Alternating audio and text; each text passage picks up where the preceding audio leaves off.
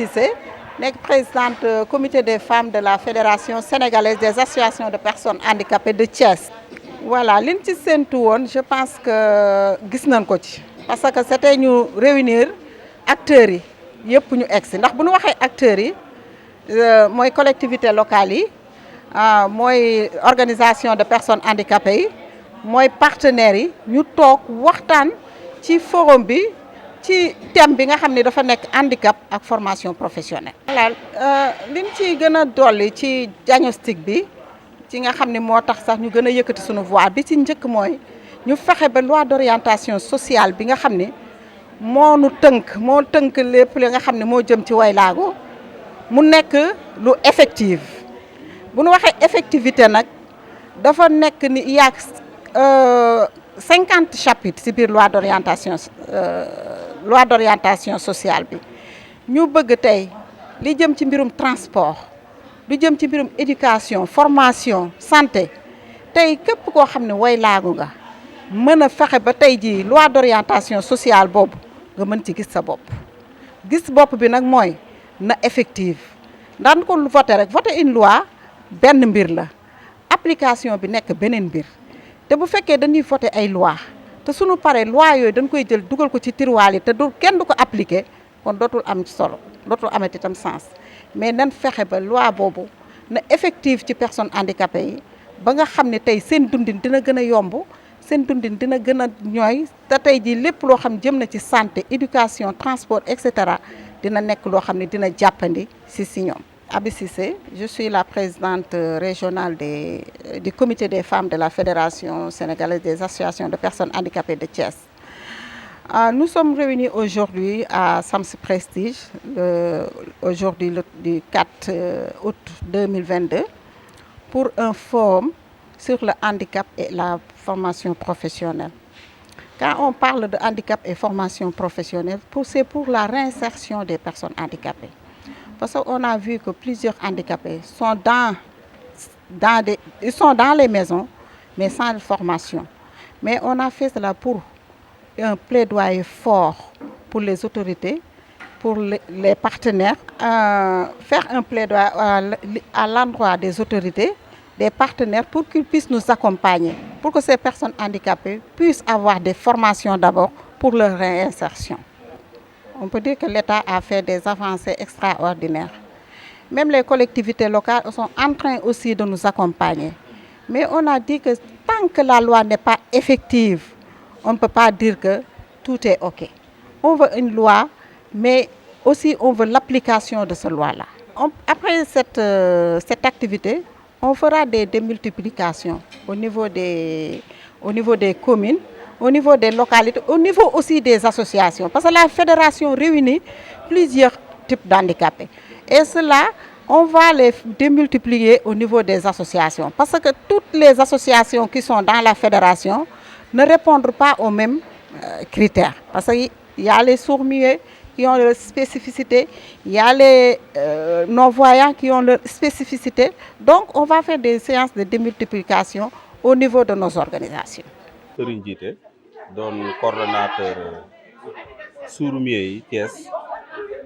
ñoo nekk sama ginnaaw ki ne ku góor ki mooy président bi ku jigéen ki sama wet moom mooy la présidente kii coiffeuse la mooy la présidente Ndeye Marème Lo nekk ci association bi doon koo xamante ni femme battante la am nañu métier moom mi surtout moom am na métier ak ay moroomam ñoo nekk ci biir association bi mais Babacar li ma la mën a wax mooy ñoom ñu ngi dund lu difficile lu metti ñu ngi koy dund parce que dañoo yor handicap boo xamante ni muuma lañu mënuñoo wax seen soxla te dañoo bokk ci société bi ñii ay borom jëkkër lañ ñii ay borom jabar lañ am na ci ñoo xamante ni dañu am ay doom ñu war leen a jàngal école buñ dem ñu ne amul langage des signes ñu am benn école boo xamante ni mu ngi fii ci département bi muy école de sourds-muets mais privé la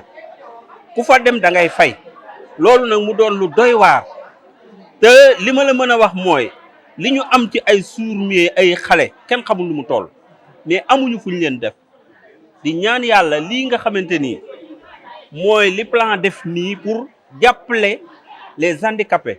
ñu ngi koy ñaan ak programme bii mu def pour 9 mois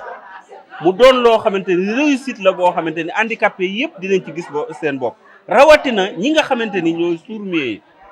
En 2009 maire bi fi nekkoon mairie ville mayoon na leen 8A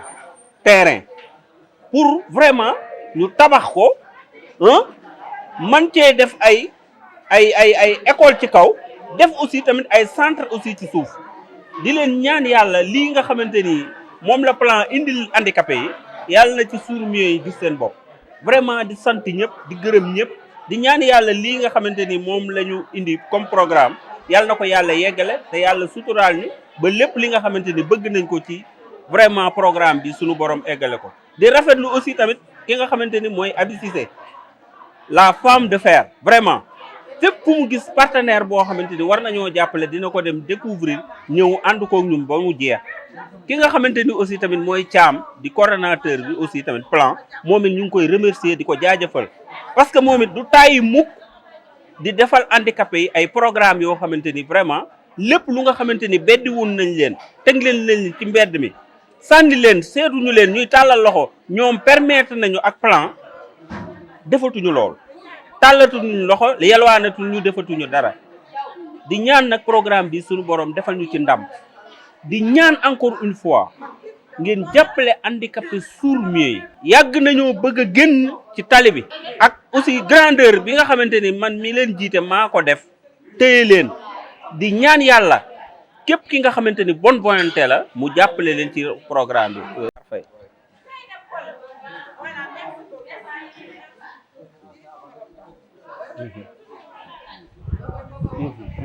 bon mooy li ma wax léegi moom lay répété waat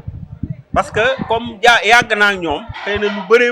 bëree xam naa ko ci ñoom li ma wax léegi moom lay répété waat mooy ñii am nañu métier di ñaw moom lay def ni am ñoo xamante ni dañuy coiffer moom lay def lépp am ñi nga xamante ni ñu ngi ñaw ci loxo amee moom it am ñoo xamante ni ay menuisier lañ mais amuñu fuñ ko def.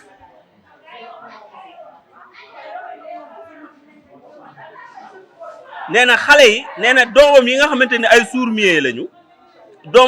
doom yi nga xamante ni ay sourds-muets yi ba fii ñu koy wax ni dañ leen a beddi parce que amuñu école buñ leen def amuñu classe te ñu ngi ñaan yàlla lii nga xamante ni mooy programme bi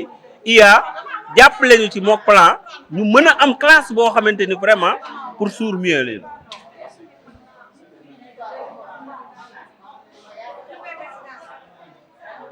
kon mooy li ma waxoon léegi rek vraiment ñu ngi leen di sant di leen gërëm di leen jaajëfal vraiment merci. Madame Fatou Ngom, adjointe au maire de la ville de Thiès. waaw un sentiment de fierté mbégte la ñu am ci participer ci forum bi en tout cas di leen wax ne xam naa ne monsieur le maire docteur Babacar Diop maire de la ville il porte une importance capitale ci surtout aux handicapés parce que je crois que il les a reçus à plusieurs reprises en audience waaw di wax ne rek xam naa ne déglu nañ leen te lépp loo xamante ne jëlee nañ ko fi muy ay mbébét la ay jàmbat incha allah rabbi dinañ ko transmettre au maire. C'est vrai que ni collectivités locales yi mënuñu def lépp mais il y a les partenaires ñooñu moom dañu leen di tàllal loxo di leen wax ne ñii kat wax dëgg yàlla am nañu ay jàmbaar lañu et que war nañ leen mën a jàppale te ñun gis nañ ne ku leen jàppale aussi dinañu dem parce que nag dëgg la ay handicapé lañu mais ñun ñii ñu gis ci tey ñun gis nañu ay ñoo xamante ne ñoo mën sax ay personnes physiques yoo xamante ne naturel dara jotu leen donc vraiment bëgg nañu ci ñii et que vraiment ñu ngi leen di encourager bu baax a baax.